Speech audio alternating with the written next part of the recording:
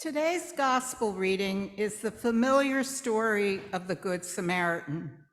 It's probably one of the most familiar of Jesus' story parables.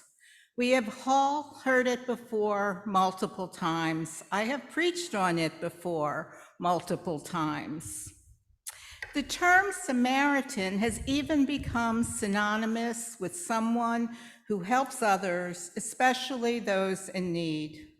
We even have social service agencies of various sorts, including suicide hotlines, named for it. The Samaritan in the Bible story is the one who takes care of the man who has been robbed and mugged. He binds his wounds, takes him to a place where he will be cared for, and provides for his ongoing care by paying the innkeeper ahead of time and promising to pay any other charges there may be. That obligation to care for those in need is the moral of the story and the charge that Jesus gives to the lawyer and to all those who hear it. The biblical story ends with the lawyer answering the question, who was a neighbor to this man, by saying, "It is the one who showed him mercy." And Jesus responds, "Go and do likewise." Go and do likewise is the message for us as well. That is what it means to be good neighbors. We are supposed to care for those in need, and we do. This congregation has a rich history and present of that with the food pantry, interfaith hospitality, help for immigrants, and on and on. You do good work. But I suppose that we also wonder about the risks involved. I know I am conflicted when a stranger asks for help, or even when I see someone in need. The risks are multiple. In today's world, how can we encounter any stranger without thinking about COVID? How can we enter into any unknown situation or even known situation without wondering if someone is carrying a gun and will use it? I am torn between the desire to be prudent and safe and the call to receive Christ in our neighbor and take care of those in need. This conflict is the real situation of any of us who try to be helpful to people, to be good Samaritans or faithful Christians in this particular world in which we live. The question, who is my neighbor, has become a much more complicated one. Responding to the person in need whom we encounter along the road or even in church has in a way become a calculated risk rather than an act of simple mercy.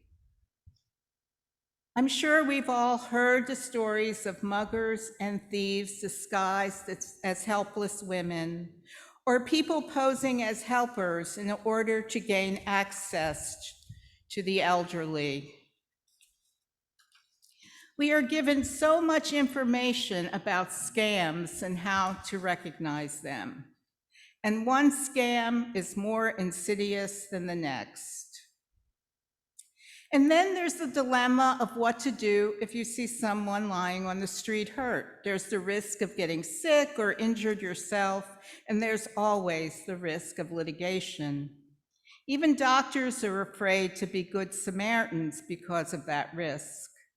It seems somehow fitting that in the gospel story, it is a lawyer who questions Jesus. It seems that the lawyers are taking over and lawsuits have become the preferred way of dealing with one's neighbor. The result of all these realities of life is that we're being told in one way or another to be afraid, not to be open and receptive to others. Along with fears of litigation, there are those fears of physical harm and of disease. It's come to the point that in order to be a good Samaritan, You have to carry hospital gloves and a mask and maybe a bulletproof vest. Given such realities, we end up living defended lives. We're becoming the opposite of open and receptive. We're becoming more and more cautious and wary and closed. This was already the case before, but COVID and the proliferation of guns and other forms of violence has just increased our fear and wariness.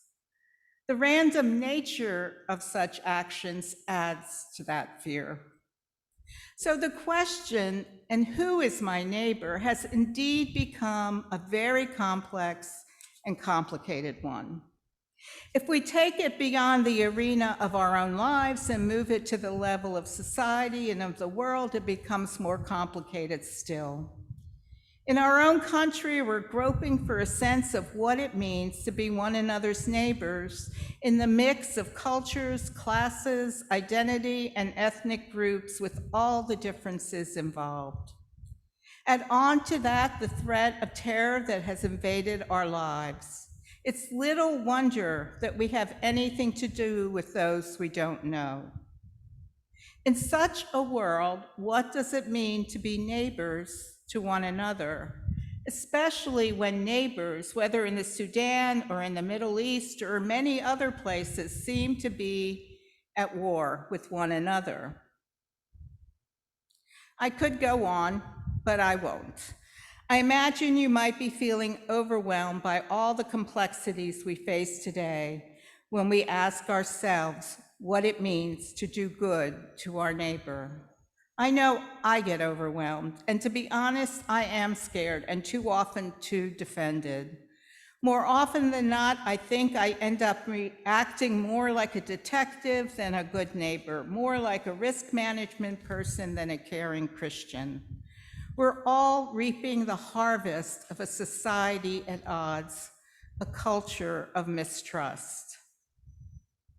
And yet the question remains, who is my neighbor? What does it mean to be a good Samaritan, a caring Christian?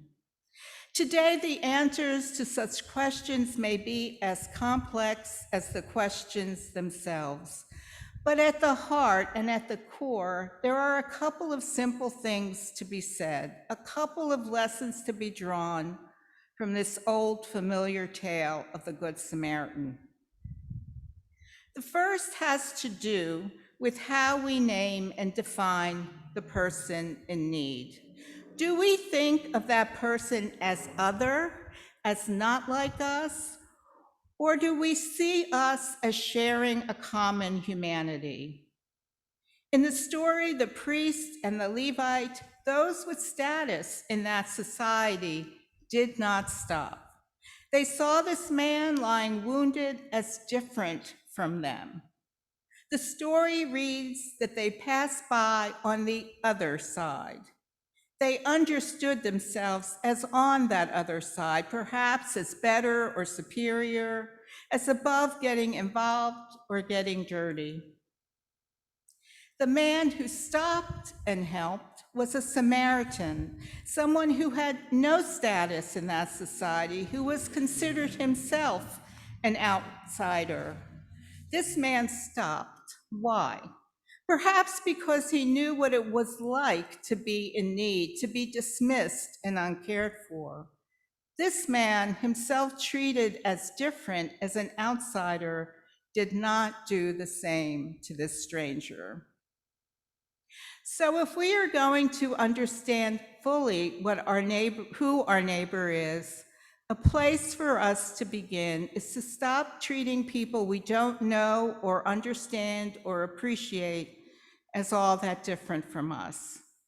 That does not mean making them like us, but seeing ourselves in relationship as related to them in a common humanity.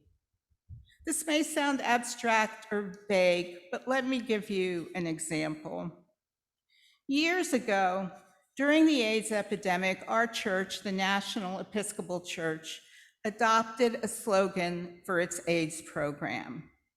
The slogan was, our church has AIDS.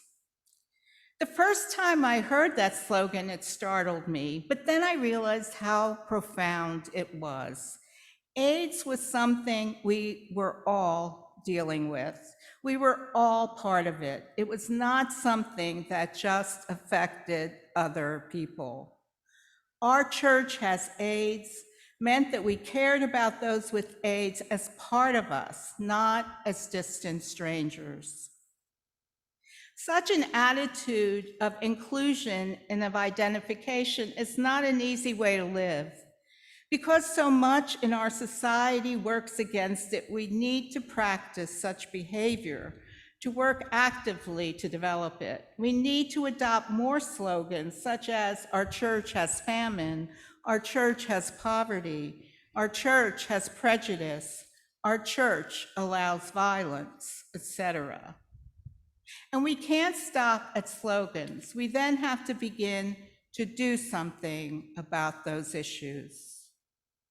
Doing something will mean that we have to begin to let go of our instinctual need to seek safety.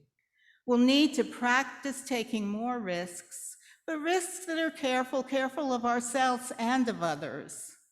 I am not suggesting that we be foolhardy, but that sometimes we need to take a chance, to risk caring, even if we lose something in the process.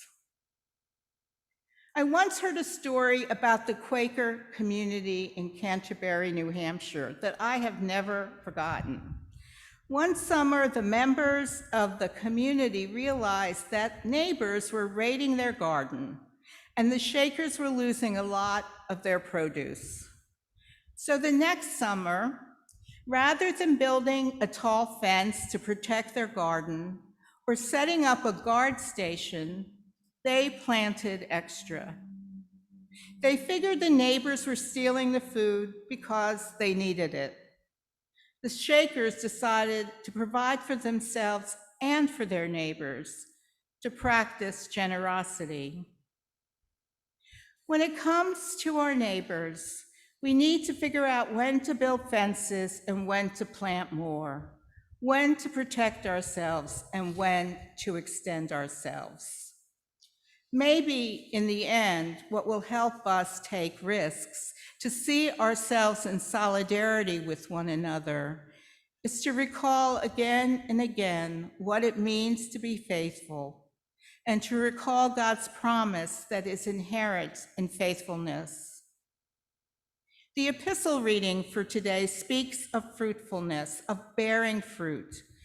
In this summer season, as we watch things we have planted grow and bear fruit, it's perhaps appropriate to be reminded that faith is like that the seeds of faith planted and nurtured in us by the steady love of God do bear fruit if we keep the weeds out and remember to water. Our fears and defenses become the weeds choking the fruit-bearing plants.